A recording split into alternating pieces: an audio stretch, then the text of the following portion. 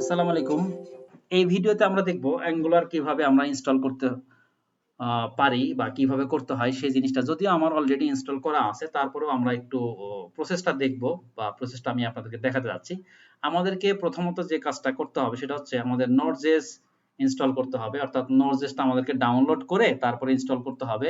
এটার জন্য একটা ওয়েবসাইট আছে nodejs.org, বা আপনারা যদি সরাসরি গুগলে লিখে সার্চ দেন Node.js, তাহলে কিন্তু আপনি প্রথম যে ওয়েবসাইটটা সেটাই। এখানে গিয়ে এখানে একটা এলটিএস বা রিকমেন্ডেড ফর মোস্ট ইউজার্স এখানে লেখা দেখতেছেন, একটা হচ্ছে কারেন্ট ভার্সন।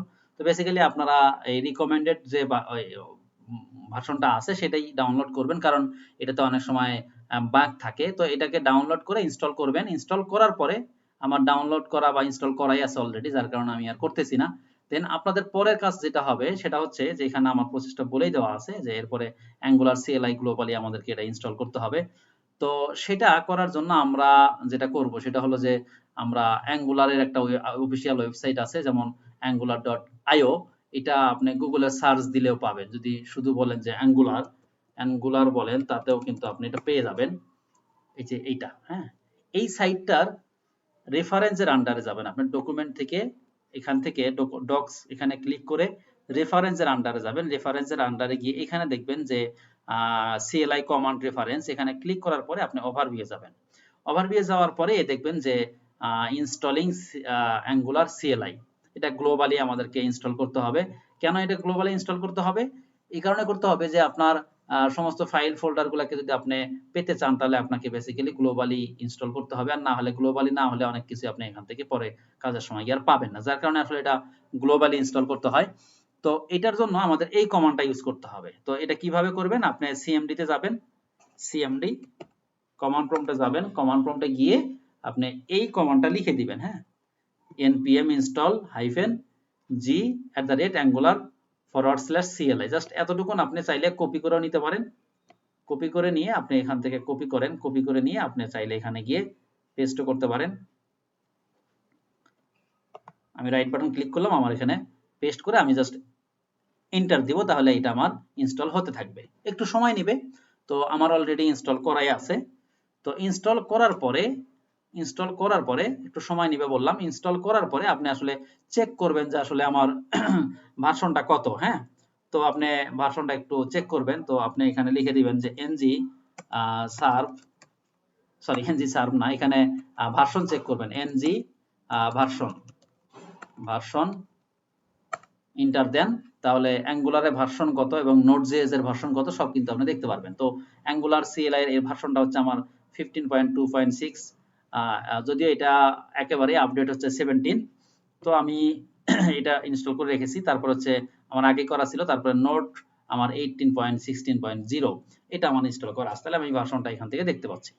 তো এভাবে আমরা ভার্সনটা দেখতে পারবো। এরপরে আমরা যদি কোনো একটা প্রজেক্ট নিতে চাই, তাহলে দেখেন এখানে ডকুমেন্টেশনে বলেই দেওয়া আছে। তো প্রজেক্ট নেওয়ার জন্য যেটা করতে হবে, এনজি নিউ, তারপর হচ্ছে আপনার প্রজেক্টের নামটা দিবেন।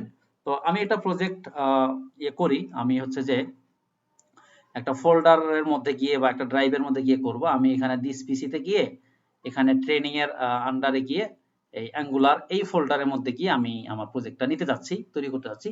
তাহলে এই প্রজেক্ট লোকেশনে আমি মানে আমার লোকেশনে আমি গেলাম বা ফোল্ডার লোকেশনে গেলাম। এখানে যাওয়ার পরে আমি এখানে যদি গিয়ে সিএমডি লিখে এন্টার দেই, তাহলে কিন্তু আমি আমার এই লোকেশনের মধ্যে আসলাম। তো এখানে গিয়ে আমি বলবো এনজি নিউ, দেন আমার প্রজেক্টের নাম দিব হচ্ছে যে অ্যাঙ্গুলার প্রজেক্ট। আমি এটা লিখলাম, লিখে এন্টার দিব। একটু সময় নিবে, সময় নিয়ে আমার প্রজেক্টটা কিন্তু তৈরি হয়ে যাবে। একটু সময় নিবে। আমাকে এখানে বলতেছে আপনি কোনো রাউটিং করতে চান কিনা। তো রাউটিং কি এটা আমরা এখনো জানি না, আমরা জানবো। সো দ্যাট আমি এখানে নাও এন দিলাম, মানে নো দিলাম। দেন এখানে আছে সিএস, এসসিএস, আমরা কোনটা নিতে চাই। তো বাই ডিফল্ট আমাদের সিএস করা, সিএস আছে, এটাই আমরা সিলেক্ট করে রেখে আমরা এটাকে আমরা সরি আমার এখানে, হ্যাঁ, যে কোনো একটা দিয়ে আমরা এন্টার দিব। দেন আমাদের ইনস্টল হতে থাকবে, একটু সময় নেবে, কারণ অনেক কিছু এখানে আমাদের ডিপেন্ডেন্সি আছে বা অনেক কিছুই আমাদের এখানে ডাউনলোড করতে হয়, যার কারণে একটু সময় নেবে। আমাদের প্রজেক্টটা যখন আমাদের তৈরি হয়ে যাবে দেন আমরা হচ্ছে যে এটাকে আমরা আবার সার্ভারটা ওপেন করব।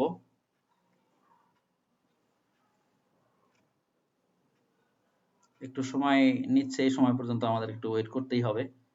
এখানে দেখতে পাচ্ছেন আপনারা যে এখানে কি কি তৈরি হইতেছে, যদিও আমরা এগুলা নিয়ে আলোচনা করব, যেমন module.ts, component.html, component.spec.ts, তারপরে component.ts, সরি অ্যাপ কম্পোনেন্ট আছে এখানে, তারপরে app.component.css, এগুলা কিন্তু আমাদের তৈরি হচ্ছে। তো এগুলা আমরা নিজেরা আরো তৈরি করব এবং এগুলা নিয়ে আমরা অনেক কাজ করব।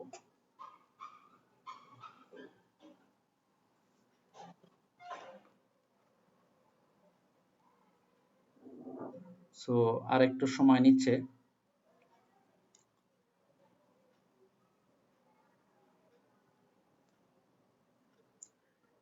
আপনারা আমার এই অ্যাঙ্গুলারের টিউটোরিয়ালের সাথে সাথে কিন্তু আমার স্প্রিং ফ্রেমওয়ার্ক বা স্প্রিং বুটের উপরও টিউটোরিয়াল ইনশাল্লাহ পাবেন। তো আমাদের অলরেডি সাকসেসফুল হয়ে গেছে। এখন আমার এটা সার্ভারটা ওপেন করতে হবে, এটা পোর্টে রান হয়। আমি যদি সার্ভারটা ওপেন করি বা আমি ng সার্ভ এটা লিখে সার্চ দিলাম, এন্টার দিলাম, সরি আমার এখানে একটু ভুল হয়েছে, আমি এফ দিয়েছি ভুলে, মানে ভুলে চাপ পড়ে গেছে, ng সার্ভ এন্টার দিব,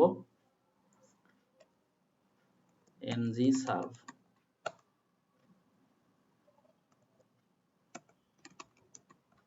আচ্ছা, হাইফেন হাইফেন আমি ওপেনই দিচ্ছি সরাসরি। ng সার্ভ, সরি আমি একটু দেখে নেই, ng সার্ভ, হ্যাঁ ঠিক আছে আমার এখানে। আচ্ছা, আমরা একটা কাজ করি, আমরা প্রজেক্টটা আগে এখান থেকে না, ঠিক আমার এখানে এখানে কি বলছে যে this command is not available when running the Angular CLI outside the workspace. আমি আসলে আমার প্রজেক্টটাতে তো যেতে হবে তাই না, তো আমি প্রজেক্টটাতে যাই নাই, আমার প্রজেক্টটা আসলে কোথায় তৈরি হয়েছে সেটা আগে আমি একটু দেখি। দেখেন এই যে আমাদের এখানে প্রজেক্টটা তৈরি হয়ে গেছে এবং এই প্রজেক্টটা আমরা যে কোনো একটা আইডি দিয়ে ওপেন করব। হ্যাঁ, সো আমি আসলে ভিএস কোডেই ওপেন করতে চাচ্ছি। আমি এখানে সরাসরি ভিএস কোড থেকে আমি ওপেন ফোল্ডার গিয়ে আমি এখান থেকে ওই প্রজেক্টটাকে আমি রান করতে যাচ্ছি, অথবা ড্র্যাগ করে দিলে হয়তো এখান থেকে ট্রেনিং, ট্রেনিং থেকে অ্যাঙ্গুলার, এখান থেকে আমার এই প্রজেক্টটা আমি ওপেন করতে যাচ্ছি।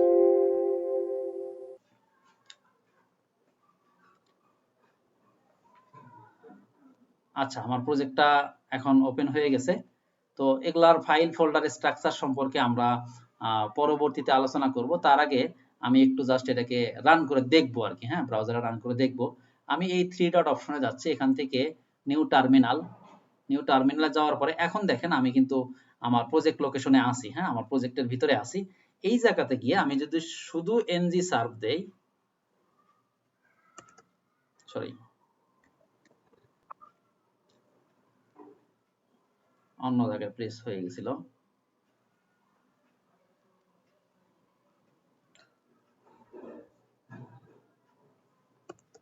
আমি যদি এনজি সার্ভ, শুধু এনজি সার্ভ দেই, তাহলে যেটা হবে আমার সার্ভারটা রান হবে বা সার্ভারটা ওপেন হবে।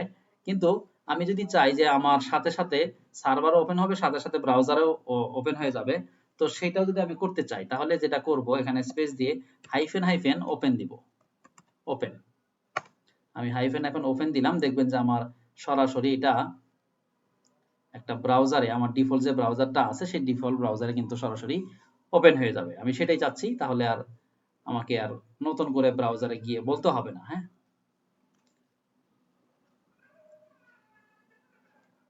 একটু সময় নিচ্ছে। এই যে দেখেন আমার ব্রাউজারে কিন্তু ওপেন হয়ে গেছে এবং এবার ডিফল্ট পোর্ট কিন্তু 4200 এবং লোকাল হোস্টে এখানে আমাদের এই ইনিশিয়াল প্রজেক্টটা রান হচ্ছে। এই যে এগুলা কোথা থেকে আসলো, এগুলাকে ডিলিট করে দিলে আসলে কি হবে, হ্যাঁ এগুলা নিয়ে হচ্ছে আমরা পরের ভিডিওতে আলোচনা করব। তো আমরা এবার কি দেখলাম যে এই টিউটোরিয়ালে যে আমরা নোড.জেএস কিভাবে ডাউনলোড করতে হয়, ইনস্টল করা যদিও দেখাইনি, বাট প্রসেসটা আপনাদেরকে বলছি, জাস্ট নেক্সট নেক্সট করলেই হয়ে যাবে। দেন সিএলআইটা কিভাবে করতে হয়, কি কমান্ড দিয়ে করতে হয়, তারপরে হচ্ছে এটা একটা আমরা একটা আইডিতে বা কোড এডিটরে রান করতে হয় কিভাবে, সেটা আমরা দেখলাম এবং ব্রাউজারে কিভাবে দেখতে হয়।